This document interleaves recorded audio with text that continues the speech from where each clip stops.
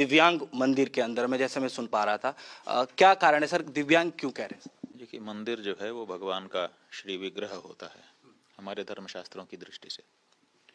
तो वो जब पूरा बनेगा तभी सकलांग होगा। और आजकल जो प्रचलित शब्द है जिसमें आम लोग समझ सकते हैं वो दिव्यांग हो गया है, तो इसीलिए दिव्यांग शब्द का प्रयोग किया गया, ताकि लोग समझ जाएं कि अभी पूरे अंग, मंदिर के पूरे अंग बने नहीं हैं। नागर शैली में बन रहा है ना। नागर शैली में आधार से लेकर के 8 अंग होते हैं मंदिर के। तो उसमें शिखर जो है, शिखर के ऊपर कलश, वो अंतिम अंग होता है। तो जब तक कलश न बन जाए तब तक हीनांग ही तो कहा जाएगा। आप जो सोमपुरा हैं, देखिए अभी तक आप लोग दुनिया भर की बात चलाते हैं। जो निर्माण करने वाले सोमपुरा हैं वो उनसे पूछिए ना कि क्या मंदिर बन गया, कितने अंग होते हैं मंदिर में, कितने अंग निर्मित हो गए हैं और कितने अंग अभी बाकी हैं। क्यों नहीं पूछते सोमपुरा से? वो स्थापित ही हैं, वहाँ की विश्वकर्मा है वो, तो वो बताएंगे वास्तु शास्त्र के बारे में। उनसे तो नहीं पूछ रहा है कोई कोई चैनल वाला। गर्भगृह के अंदर जो है आज रामलला स्थापित हो जाएंगे, आप कैसे देख रहे हैं? देखिए, हमको बड़ा आश्चर्य हो रहा है। हम एक पत्र भी अभी लिख रहे हैं जो ट्रस्ट है उसके अध्यक्ष को। ये समाचार आया है कि एक ट्रक में कोई मूर्ति लाई गई है और वो गर्भगृह में स्थापित की जाएगी। तो हमारा ये कहना है कि ये जो रामलला विराजमान है, मुकदमा तो इन्होंने लड़ा, जीत तो इनकी हुई, और धूप ताप टेंट में रह करके इन्होंने सहा। अब जब मंदिर बन गया तो कोई दूसरी मूर्ति आके बैठेगी, तो इन रामलला की उपेक्षा क्यों की जा रही है? रामलला विराजमान ने मुकदमा जीता है ना। रामलला विराजमान के लिए लोगों ने बलिदान किया है। तो ये समझ में नहीं आता है। इसलिए हम लोगों का कहना है, अनुरोध कर रहे हैं हम ट्रस्ट से कि रामलला विराजमान को ही मुख्य वेदी पर स्थापित किया जाए। बाकी कोई मूर्ति करना है तो उसमें हमें आपत्ति नहीं है, लेकिन मुख्य वेदी पर ये रामलला, इन्हीं से भावना जुड़ी हुई है वर्षों से। सब लोगों ने इनके लिए, जब इनको टेंट में बैठे देखते थे तब लोगों का मन पसीजता था कि देखो कैसा अन्याय हो रहा है, कैसा अत्याचार हो रहा है। इन्हीं की पूजा पुजारी जी बहुत लंबे समय से करते चले आ रहे हैं। तो आज जब इतना बड़ा इनके नाम पे मंदिर बन गया, इन्होंने मुकदमा जीत लिया, तो अब दूसरी कोई मूर्ति आकर के उनकी जगह ले ले, वो उन्हीं की जगह उन्हीं की रहनी। भैया, हम सब के पूरे देश के प्रतिनिधि हैं वो। जब विदेश में जाता है, कौन आपके देश का प्रतिनिधित्व करता है? करते हैं ना। तो हमारे सबके प्रतिनिधि हैं। अगर वो करना चाहें तो क्या बाधा क्या है किसी को? हाँ, ये जरूर है कि अगर उनको करना होगा तो धर्मशास्त्र के नियमों, सब नियमों को मानते हुए करना होगा। मनमाना नहीं कर सकते, बस इतना ही तो बंधन है। अन्यथा वो तो प्रतिनिधि है ही है। कुछ करना चाहें तो क्या दिक्कत है, क्या है? प्रतिनिधि करें, लेकिन धर्मशास्त्र के नियमों की अवहेलना करते हुए ना करें, इतना ही तो करें। भैया, ये बात है कि हमने अपनी बात कह दी है जो धर्मशास्त्र के सम्मत थी। कोई भी धर्मशास्त्री अभी तक हमारे सामने आप लोगों के चैनल के माध्यम से या सीधे आया नहीं है कि धर्मशास्त्र सम्मत सब कुछ हो रहा है। हमने एक ही प्रश्न उठाया, अधूरे मंदिर में प्रतिष्ठा कैसे हो सकती है? क्योंकि मंदिर की प्रतिष्ठा होती है, मूर्ति में, मूर्ति तो जीवात्मा है। जो हमारा शास्त्र है उस शास्त्र के अनुसार मूर्ति तो जीवात्मा है, प्राण है, लेकिन शरीर तो मंदिर है। तो जब अभी शरीर पूरा बना ही नहीं तो प्राण उसमें कैसे प्रतिष्ठित कर दोगे? एक बात है। दूसरे, धर्मशास्त्र में कुछ नियम होते हैं, उसमें पहले स्थपति से क्या कहते हैं, हैंडओवर करा लिया जाता है। आज के शब्दों में अगर कहें कि स्थपति कार्य करेगा, करके वो फिर समर्पित करेगा कि अब मेरा काम हो गया, अब आप आगे का बढ़ाइए। फिर उसमें शुद्धियाँ होती हैं, क्योंकि कार्य करते समय बहुत सारी अशुद्धियाँ रहती हैं। तो वहाँ पर फिर पवित्रता के लिए 7 पुण्याह वाचन होते हैं। वो 7 पुण्याह वाचन होने के बाद फिर से अशुद्धि करोगे? कैसे करोगे? एक बार जब जो काम होना है वो हो जाए, उसके बाद तब वहाँ पर पवित्रता का वातावरण बनाया जाता है। उसके बाद जब मंदिर का उत्सर्ग होता है, भगवान के लिए उसका सार्वजनिक समर्पण किया जाता है, तो उसमें शिखर और कलश सहित, ध्वजा सहित मंदिर के समर्पण का नियम है। ये सब कहाँ से हो सकेगा? तो कोई धर्मशास्त्री तो आकर के धर्मशास्त्र के वचनों के अनुसार बता नहीं रहा है, केवल ये कहते हैं सब विधि विधान से हो रहा है। अरे भैया, तो वो बता दो ना। हम तो अपनी बात कह रहे हैं कि हीनांग मंदिर में प्रतिष्ठा नहीं हो सकती है।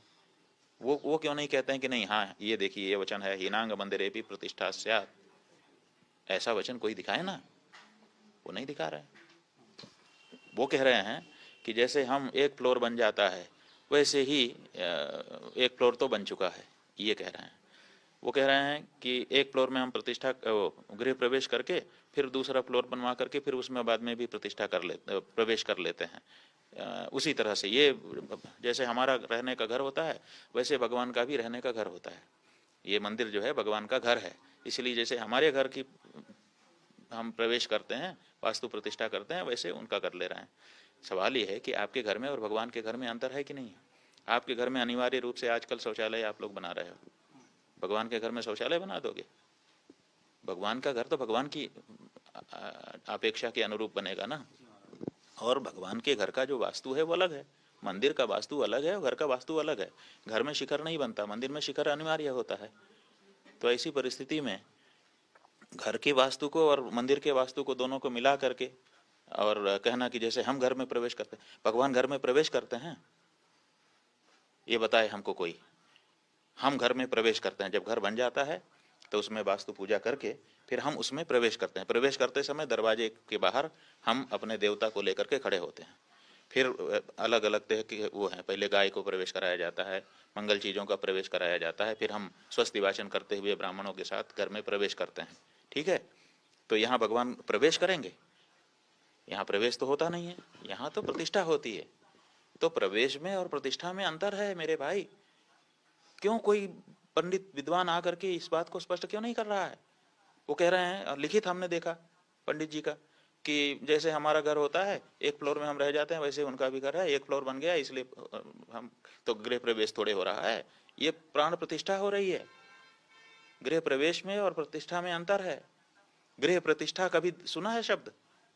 गृह प्रवेश होता है, गृह प्रतिष्ठा नहीं होती है। और मंदिर प्रवेश कभी सुना है? मंदिर प्रतिष्ठा होती है।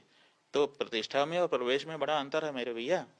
इस बात को विद्वान लोग क्यों नहीं स्पष्ट कर रहे हैं? केवल आप बहुत ज्यादा इकट्ठा हो गए हो, आपकी संख्या बहुत ज्यादा हो गई है, कई हजार बता रहे हैं और कई सौ पंडित बता रहे हैं और कई हजार संत बता रहे हैं।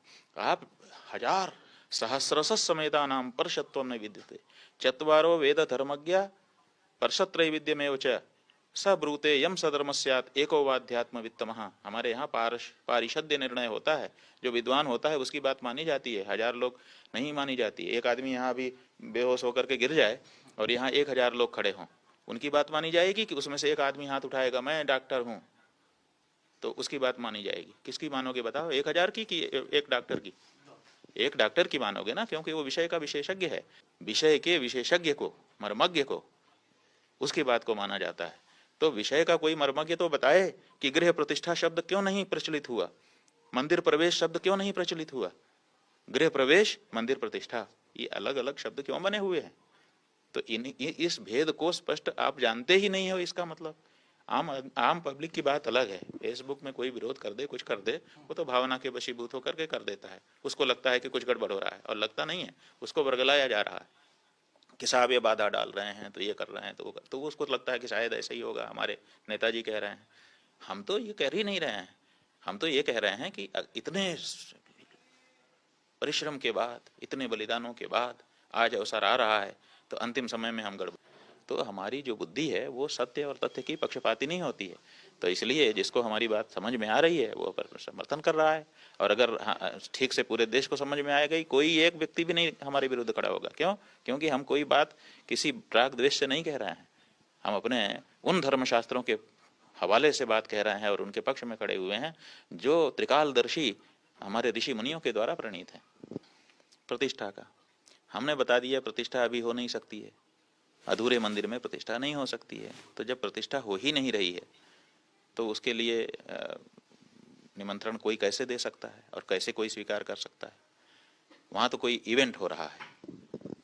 प्रतिष्ठा तब होगी जब वो शास्त्र के अनुसार मुकम्मल होगी, अन्यथा वो एक कार्यक्रम है, आयोजन है, बड़ा दिव्य हो जाए, बड़ा भव्य हो जाए, आप जैसे चैनल के लोग उसका बड़ा प्रचार करें, वो सब अच्छा है, उसमें हमें कोई लेना देना भी नहीं है।